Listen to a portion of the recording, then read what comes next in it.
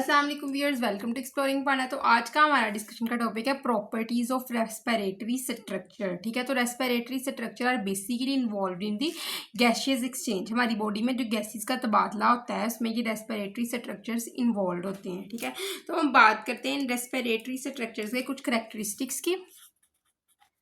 Some characteristics of these respiratory structure. तो सबसे पहले बात करते हैं सरफेस एरिया। ठीक है, कि सरफेस एरिया किस तरह का होना चाहिए। ठीक है, first of all is surface area large होना चाहिए। तो मैं इसको थोड़ा एक्सप्लेन करती हूँ। लार्ज सरफेस एरिया, ठीक है, तो वो कहता है कि रेस्पिरेटरी स्ट्रक्चर का सरफेस एरिया हमेशा ज़्यादा होना चाहिए ताकि मोर ऑक्सीजन जो है वो डिफ्यूज करवाई जा सके एट ए टाइम और मोर कार्बन डाइऑक्साइड को रिमूव करवाया जाए। ठीक है ना, दैट्स वाई ज़्यादा से ज़्यादा बड़ा सरफेस एरिया होना चाहिए रेस्पिरेटरी सबस्ट्रेट का। ठीक है, ज़्यादा जो है ज़्यादा गैसेस एक्सचेंज हो ज़्यादा सरफेस एरिया से। ठीक है, कहता है कि इस रेस्पिरेटरी सरफेस एरिया को हमेशा मॉइस्ट रखना चाहिए। तो मॉइस्चर की अगर हम बात करें, मॉइस्चर की बात करें तो मॉइस्चर में वो कहता है कि नोस्ट्रिल से लंग्स तक जाने के लिए पूरी रिस्पिरेटरी एरिया मॉइस्ट होनी चाहिए। क्यों?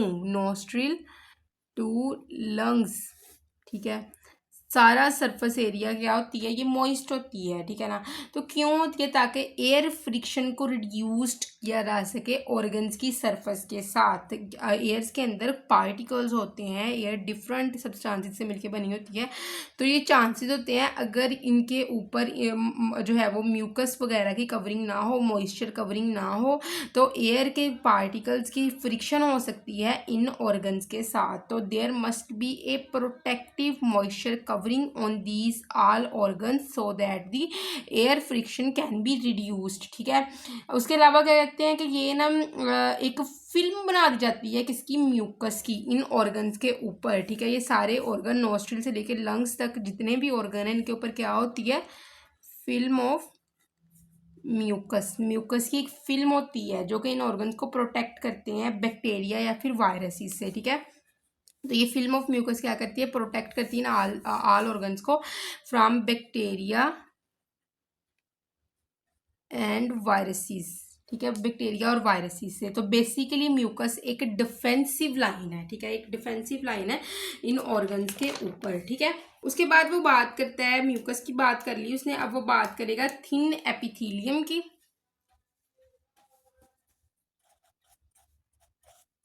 थिन एपिथेलियम, तो वो कहता है कि एपिथेलियम की लेयर जो होती है वो बहुत थिन होनी चाहिए, जस्ट 2 सेल्ड होनी चाहिए। मतलब कि एक सेल ये होगा एपिथेलियम का, ठीक है, एक लेयर एक सेल की और दूसरी सेल की लेयर इस तरह, मतलब कि 2 सेल्ड थिक एपिथेलियम होगी ताकि आसानी से अंदर ऑक्सीजन को लाया जाए और कार्बन डाइऑक्साइड को आसानी से बॉडी से बाहर जो है इस एपिथेलियम लेयर से बाहर जो है वो ट्रांसफर कर दी जाए। So there must be thin epithelium layer of the respiratory surface. ठीक है, थिक रेस्पिरेटरी सरफेस नहीं होनी चाहिए।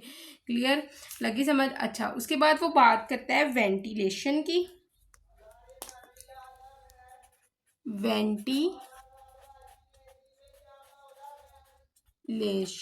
ठीक है, तो हम बात करते हैं वेंटिलेशन की। तो वेंटिलेशन एक ऐसा प्रोसेस है जिसमें क्या होता है कि एयर को लंग्स के अंदर लेके आया जाता है, कि ये लंग्स है, इसमें क्या किया जाता है? एयर को लंग्स में लेके जाया जाता है और फिर बाहर लेके जाया जाता है। ठीक है, लंग्स में लेके आने का मकसद क्या है? कि ऑक्सीजन को अंदर ले जाया जाए, और बाहर ले जाने का मकसद क्या है? कि कार्बन डाइऑक्साइड को बाहर ले जाया जाए। तो वो कहता है कि वेंटिलेशन जो होती है ना, ये प्रोसेस स्टीप डिफ्यूजन ग्रेडियंट को मेंटेन रखता है। This process will maintain steep diffusion gradient. इसका मतलब क्या है?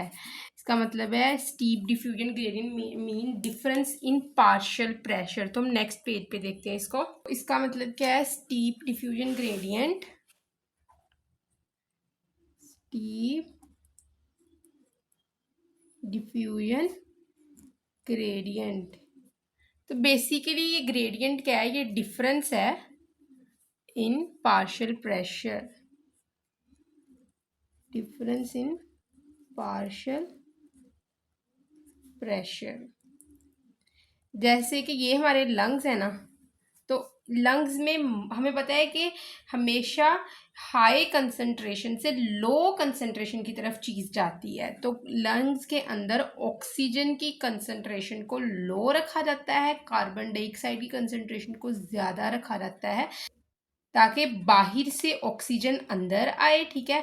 और अंदर से अंदर कार्बन डाइऑक्साइड ज़्यादा है, मतलब बाहर कार्बन डाइऑक्साइड कम है, तो अंदर से हाई कंसंट्रेशन से कार्बन डाइऑक्साइड बाहर की तरफ जाए, और अंदर ऑक्सीजन कम है तो मतलब बाहर ऑक्सीजन ज़्यादा थी तो बाहर से ज़्यादा ऑक्सीजन की तरफ से लो की तरफ ग्रेडियंट आए, ठीक है। इसी तरह ही इसके इर्द गिर्द जो कैपिलरीज वगैरह मौजूद होती हैं इस लंग्स के इर्द गिर्द, तो उसमें क्या होता है, इन कैपिलरीज के अंदर भी स्टीप डिफ्यूजन ग्रेडियंट को मेंटेन रखा रहता है।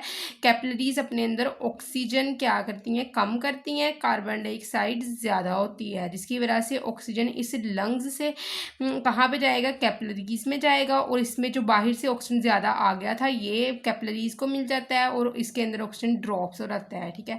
और अंदर से कार्बन डाइऑक्साइड इस लंग्स को मिल गई थी, जिस तरह ही कार्बन डाइऑक्साइड बाहर भी जा रही थी तो अंदर लो होना चाहिए था, लेकिन इस जो कैपिलरीज से कार्बन डाइऑक्साइड कंटिन्यूसली लंग्स को मिल रही है, मतलब लंग्स के अंदर कार्बन डाइऑक्साइड डिफ्यूज़ हो रही है कंटिन्यूसली, ठीक है, क्लियर। और लंग्स के अंदर इसकी मिकदार कम होती है, तो इसी स्टीप डिफ्यूजन ग्रेडियंट की मदद से इन कैपिलरीज से जो है वो गैसेज एक्सचेंज लंग्स में किया जाता है और लंग्स से गैसेज एक्सचेंज जो है वो बाहर किया जाता है, ठीक है ना। तो थर्ड पॉइंट है हमारे पास large network of capillaries, large network of capillaries, ठीक है। तो लार्ज नेटवर्क ऑफ कैपिलरीज में वो कहता है कि कैपिलरीज का बहुत बड़ा नेटवर्क होता है जो क्या करता है, ये हमारे बॉडी के डिफरेंट ऑर्गन सिस्टम तक भी ऑक्सीजन को डिफ्यूज़ करवाता है, क्योंकि आपके जस्ट वो लंग्स को नहीं ऑक्सीजन चाहिए, पूरी बॉडी को ऑक्सीजन चाहिए। तो ये कैपिलरीज के अंदर ऑक्सीजन भी होता है, ठीक है, जिसने क्या करना है, ये ऑक्सीजन कहाँ से आया, लंग्स से डिफ्यूज़ हो गया, कैपिलरीज में आया। कैपिलरीज के अंदर ऑक्सीजन की मिकदार किस तरह कम रखी जा सकती है, क्योंकि ये कैपिलरीज ने इस ऑक्सीजन को डिस्ट्रीब्यूट करी जाना है और इसके अंदर मिकदार कम ही रहेगी, और स्टीप डिफ्यूजन ग्रेडियंट की हेल्प से, क्योंकि बाहर से लंग्स के पास ऑक्सीजन कंटिन्यूसली आ रही है, तो ये लंग्स ये ऑक्सीजन इसको कंटिन्यूसली दे रहा है कैपिलरीज को, ठीक है। तो कैपिलरीज के अंदर ये डिफ्यूज़ होता है ऑक्सीजन, और ये ऑक्सीजन कैपिलरीज जो है वो हार्ट और गट वगैरह जो है सारे ऑर्गन्स इनको देती है, कि सबको ही ऑक्सीजन की ज़रूरत है, ठीक है। और एट ए सेम टाइम इन सब ऑर्गन्स के अंदर क्या हो रही है, रेस्पिरेशन हो रही है, तो मतलब कार्बन डाइऑक्साइड प्रोड्यूस हो रही है, और ये कार्बन डाइऑक्साइड कैपिलरीज में डिफ्यूज़ करवाई जाती है, और ये कार्बन डाइऑक्साइड कैपिलरीज जो है वो दोबारा इस लंग्स के अंदर डिफ्यूज़ करवा देती हैं, और इस लंग्स से बॉडी से बाहर कार्बन डाइऑक्साइड को निकाल दिया जाता है, ठीक है। क्योंकि लंग्स में जब ये कार्बन डाइऑक्साइड कैपिलरीज लंग्स को देंगी तो लंग्स के अंदर क्या कार्बन डाइऑक्साइड की मिकदार ज़्यादा हो जाएगी। जब कार्बन डाइऑक्साइड की मिकदार लंग्स में ज़्यादा है तो स्टीप डिफ्यूजन ग्रेडियंट से वो बाहर जाएगी कार्बन डाइऑक्साइड, क्योंकि कार्बन डाइऑक्साइड की मिकदार लंग्स में ज़्यादा होती है और बाहर कम होती है, ठीक है। तो आई होप सो कि आपको प्रॉपर्टी ऑफ रिस्पिरेटरी स्ट्रक्चर्स की समझ लगी होगी, लेकिन अगर किसी भी किस्म की कन्फ्यूजन तो कमेंट सेक्शन पूछ सकते हैं। थैंक यू सो मच, अल्लाह हाफिज़।